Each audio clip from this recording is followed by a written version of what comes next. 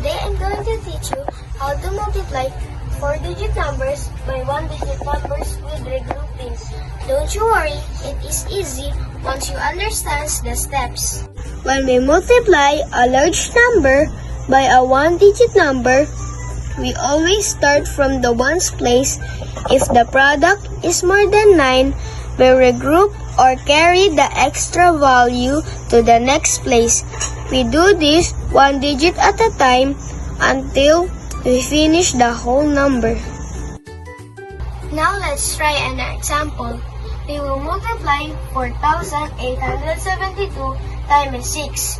Remember, we will multiply digit by digit going from right to left. First, we multiply the ones place.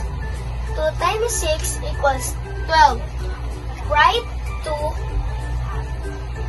and carry 1 to the tens place.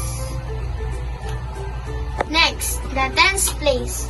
7 times 6 equals 42. Add the carried 1. 42 plus 1 equals 43.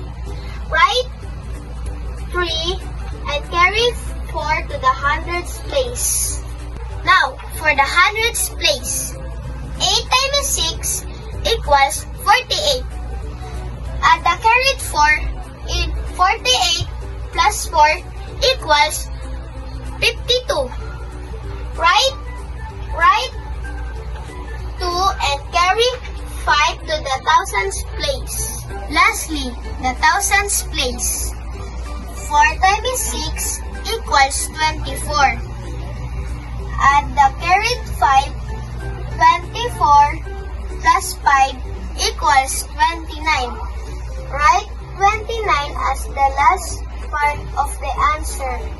Final answer.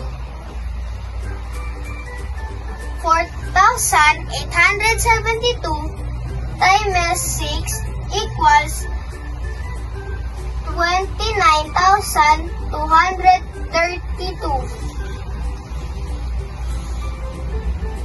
Thank you for watching. I hope you understand the step and learn something new today.